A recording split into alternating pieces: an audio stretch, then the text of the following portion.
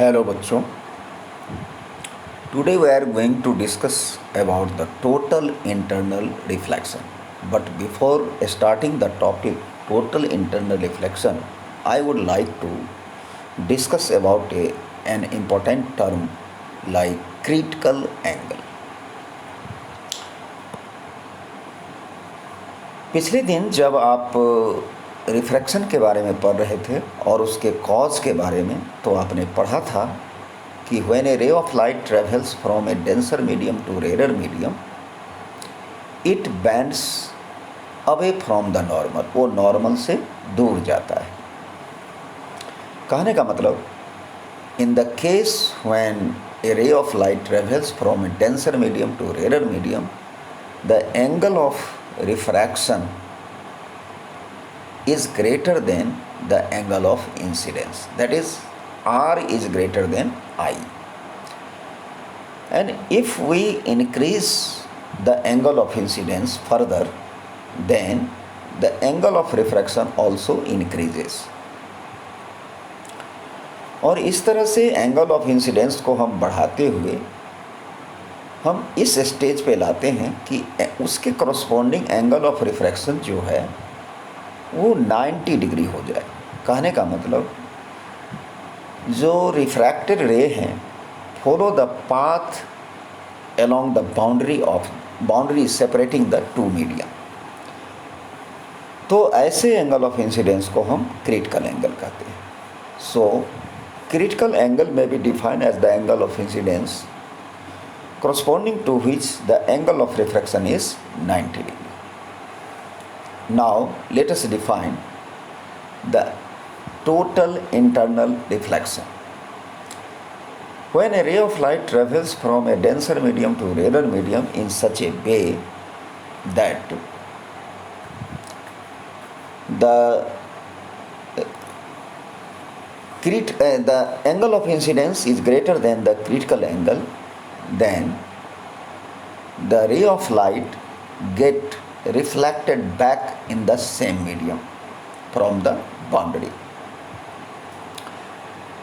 और इसी फेनोमेनन को हम टोटल इंटरनल रिफ्लेक्शन कहते हैं.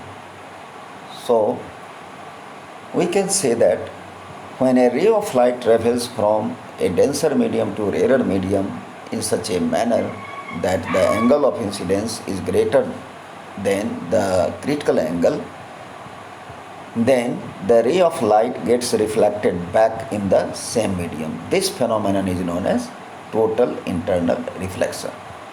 So the necessary condition for total internal reflection is, first one is light must travel from a denser medium to rarer medium, and second condition is the angle of incidence should be greater than the critical angle. Now what is the relation between critical angle and refractive index? हम figure में देख रहे हैं कि रे of light जो है denser medium 2 से एक रेयर मीडियम 1 में जा रही है. तो ऐसे केस में अगर आप स्नेल्स लॉ अप्लाई करते हैं तो आपका रिलेशन आएगा sine i upon sine r is equal to 2μ1. 2μ1 here is due to the ray of light travels from medium 2 to medium 1. So applying Snell's law, we get sin I upon sin R is equal to 2μ1, and from the principle of reversibility we know that 2μ1 is equal to 1 upon 1μ2, and when I is equal to C, R is equal to 90 degree, so putting this value we get sin C upon sin 90 degree is equal to 1 upon 1μ2. That is 1 upon 1μ2 is equal to sin C, and so we have 1μ2 is equal to 1 upon sin C. This is the required relation between critical angle and refractive index. Now applications of total internal reflection. Applications of total internal reflection में आपको पढ़ना है optical fibre, लेकिन optical fibre के साथ साथ और भी एप्लीकेशंस को वेरी शॉर्ट में हम डिस्कस कर दे रहे हैं. जैसे स्पार्कलिंग ऑफ डायमंड सबसे ज़्यादा चमकता है। ये क्यों चमकता है? It is due to the total internal reflection. As you know that diamond is very hard material having very high refractive index equal to 2.48, and so the corresponding critical angle is very low, approximately equal to 24.4 degree centigrade, 4 degree. And the cutting of the face of the diamond is so that the any ray of light incident on any face of the diamond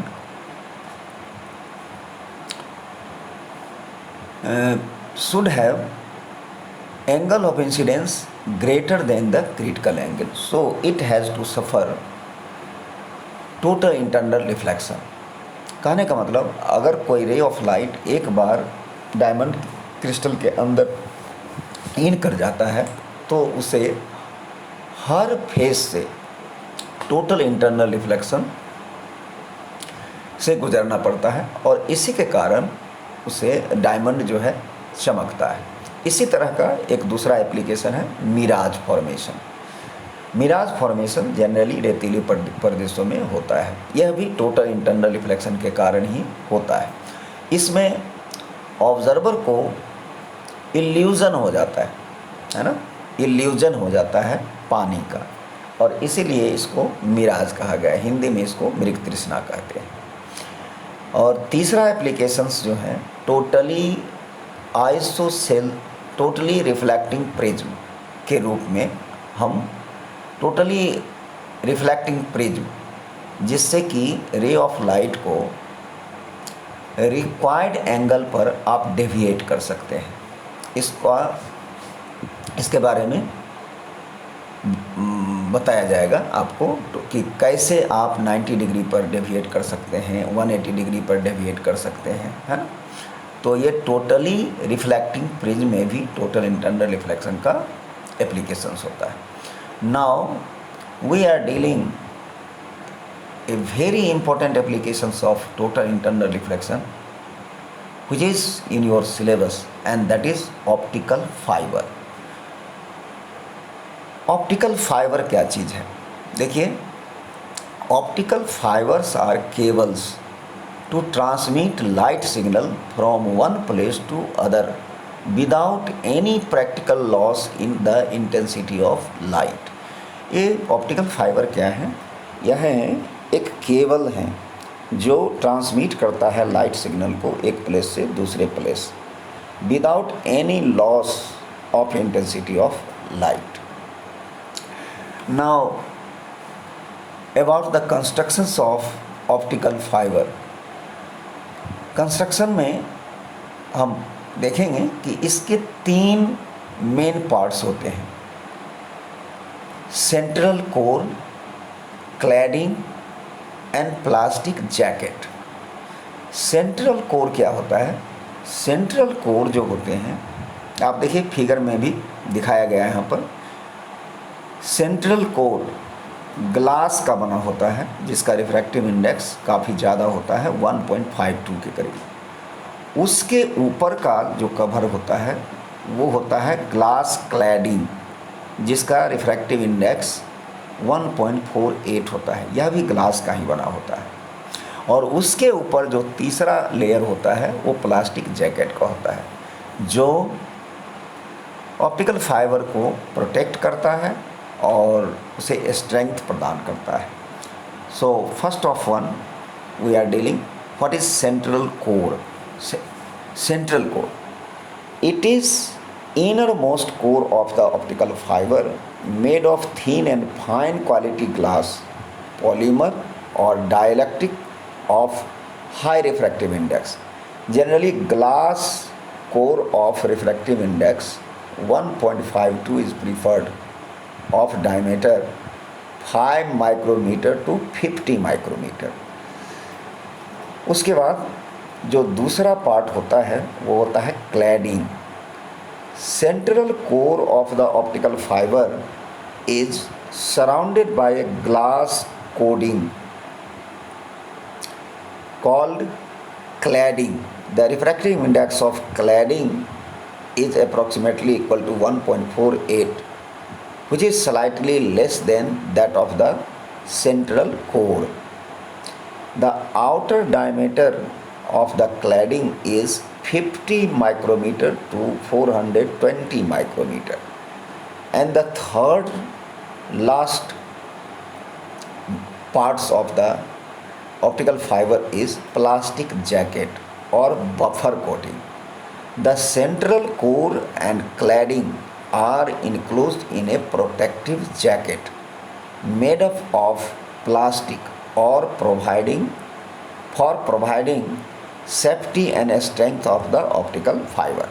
जैसा कि हमने आपको बताया कि ये जो plastic jacket और buffer जो है ये ऑप्टिकल फाइबर को के प्रोटेक्शन के लिए है और उसे स्ट्रेंथ देने के लिए है। नाउ ये जो ऑप्टिकल फाइबर है काम कैसे करता है, यानी propagation of light through an optical fibre. Optical fibre के द्वारा लाइट सिग्नल एक प्लेस से दूसरे प्लेस तक कैसे प्रोपगेट होता है, अब हमें इसको समझना है। It is based on the phenomenon of total internal reflection. यह भी टोटल इंटरनल रिफ्लेक्शन पर बेस्ड है। एज शोन इन फिगर में आप देख रहे हैं कि ऑप्टिकल फाइबर है। ऑप्टिकल फाइबर जो हैं यहाँ पे दिखाया गया है, ऑप्टिकल फाइबर के तीनों लेयर को भी दिखाया गया है। As shown in figure, when light incident on one end of the fibre at a small angle, it goes inside and suffers a repeated total internal reflection because the angle of incidence is greater than the critical angle of the fiber material with respect to its outer coating. As there is no loss of intensity of light in total internal reflection, the outgoing beam is of much intensity as that of incident beam. कहने का मतलब intensity उतनी ही रहती है जितना incident beam की होती है। अब इसके प्रोपगेशन को समझना है।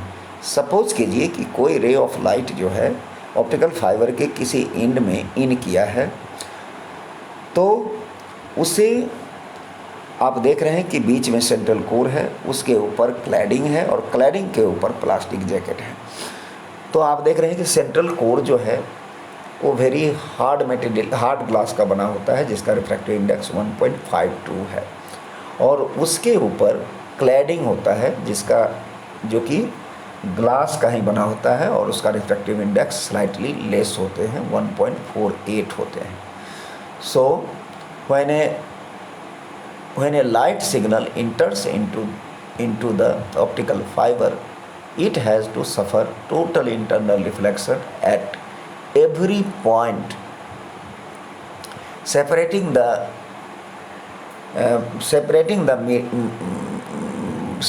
the glass core and the cladding।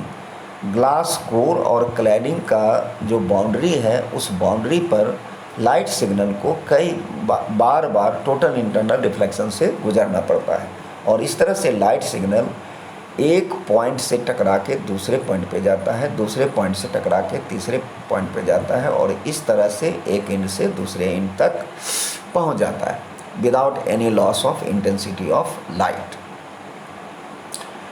Now what are the applications of optical fibre. Optical fibre का एप्लीकेशंस कहाँ होते हैं? इनके ऑप्टिकल फाइबर के एप्लीकेशंस हैं मेडिकल इंस्ट्रूमेंट लाइक इंडोस्कोप में। इंडोस्कोपी किया जाता है जब पेट में अल्सर वगैरह की शिकायत होती है, तो पेट में कहाँ पर जख्म है इसको देखने के लिए हम ऑप्टिकल फाइबर का यूज़ करते हैं। ऑप्टिकल फाइबर के थ्रू कैमरा को पेट के अंदर डाला जाता है और उसे देखा जाता है कि कहाँ पर इंजरी है।